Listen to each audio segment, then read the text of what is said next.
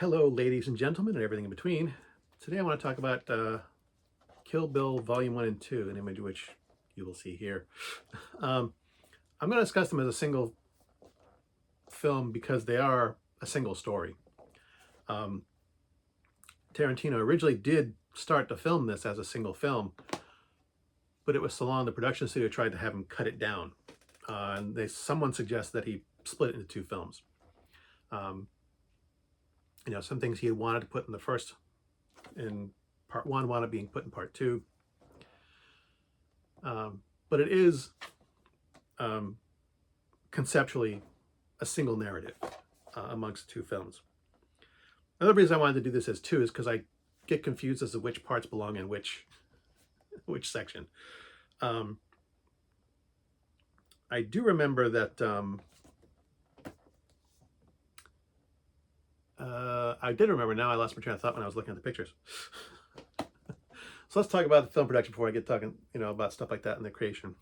Go back to looking at the story from original standpoint. This is basically one of Tarantino's homages to spaghetti westerns, anime, grindhouse films, black exploitation films. He loved all that stuff. All the martial arts movies.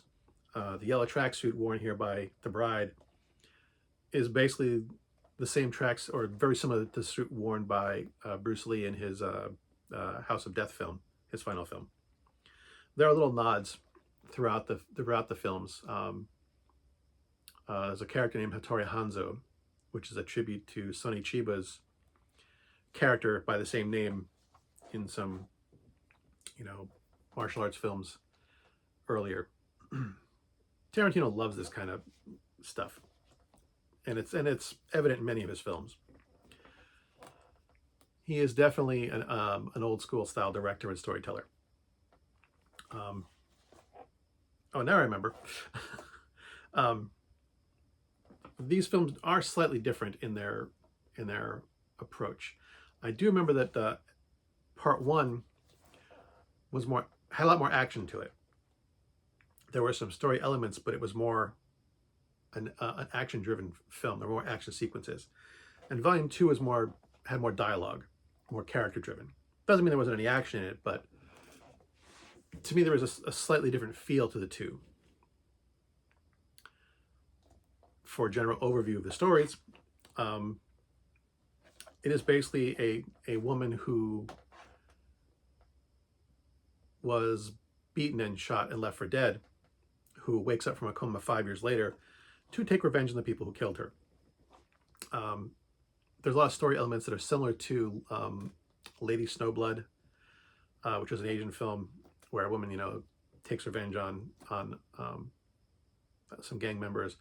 There's a French film, I don't remember the title, but there's another French film that has a similar story elements where, this woman has a list of people that she kills and crosses off their names as she kills them. The film is also not chronologically sequential. It's broken up into chapters, and the chapters don't take place in the same time frame. You've got, a story where she, attacks one of the people and kills them, and then it goes back to, different times. It goes back and forth. There are some training montages. The cruel tutelage of Pai Mei is one of the chapters where we learn that, the bride was trained in martial arts. So like back and forth sequences. There's an anime sequence in here that talks about one of the characters' childhoods and training and stuff like that. So the story has lots of different elements to it.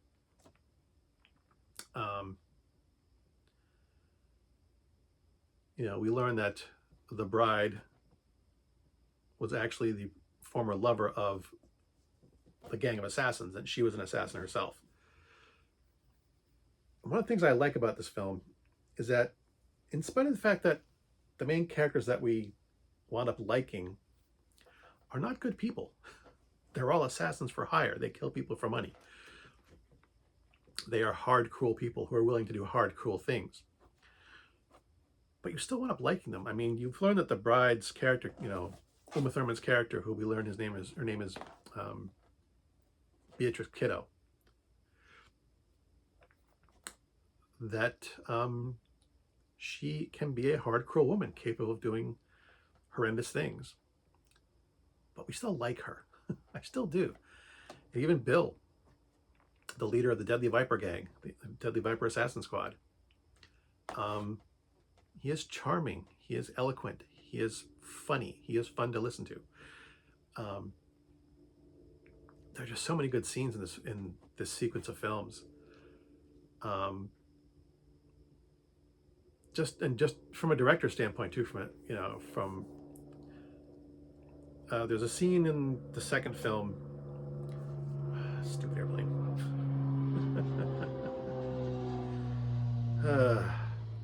And we don't even live near the airport. Anyway, there's a scene where Beatrix Kiddo goes to speak to Esteban Vallejo, a former father figure of Bill's, to try and find out where he is. And there's a long single take where Esteban Vallejo is just talking towards the camera. He's talking to Beatrix. And it's like a minute and a half of dialogue. Nothing else. No back and forth camera shots, no like over the shoulder shots. It's just the camera in his face and him talking. And it's one single take of this speech that Esteban gives to Beatrix. And the fact that it was done in a single take with no cuts is something that I find impressive and rare. That doesn't happen often in cinema, especially these days. When you have a conversation between two people, you generally find a lot of back and forth cuts. And there are some in this dialogue. The scene lasts like 6 or 7 minutes, I think. And there's, when Beatrix is talking, you're looking from Esteban's, point of view, and Esteban is talking and looking at, there is some editing, there's back and forth cuts. But there's not that many, really, in this scene. And the actor who plays Esteban, it is one of my favorite scenes in all of cinema. He has a Spanish accent. I don't speak Spanish. I don't know anyone of Spanish descent, so I don't know how accurate his accent is, but to me it is flawless. Speaking of someone who doesn't speak the language. So I'm not sure how accurate a description that would be, but man, that scene is just beautiful. And Uma Thurman's portrayal in that scene is excellent as well. The final confrontation between Beatrix and Bill, the climactic scene of the film, is mostly dialogue and character driven. And and especially in the second half, one of the things I always appreciate about great acting is when the actor disappears into their role, when you stop seeing Uma Thurman or David Carradine, and all you see is the character they are portraying. The actor disappears and becomes, to our eyes, this new person that they're supposed to be pretending to be. And they nail it so well, so many times in these two films, in this single story.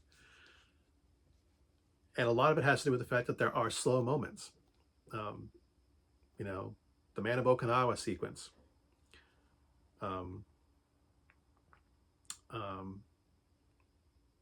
The Cruel Tutelage of Pai Mei chapter, not so much the training of her learning how to train in martial arts. That is pure cheesy kung fu action sequence stuff. But the slow dialogue before that, when Bill as her mentor is taking her to meet his old master, it's a dialogue sequence between the two of them at a campfire. It's the slow moments in this film that really make it for me. The action sequences are fun, don't get me wrong, but they are over the top and cheesy. They really, really are. They're straight out of 1960s, 1970s kung fu action movies. They're overblown and over the top, and completely physically impossible to do in so many of them, but they are fun. But for me, it's always the dialogue moments, the character-driven moments in Tarantino's films that really sell it for me. And this film is no exception. I really love these films, and it is for those slower moments. As much fun as I do have for the action sequences. So I wouldn't consider myself a Tarantino fanboy, but a couple of his films, for me, are some of the best. And Kill Bill Volume 1 and 2 is definitely up there as one of my favorite cinematic things. So, as always, thanks for watching. As always, this is Crap. And until next time, good hunting.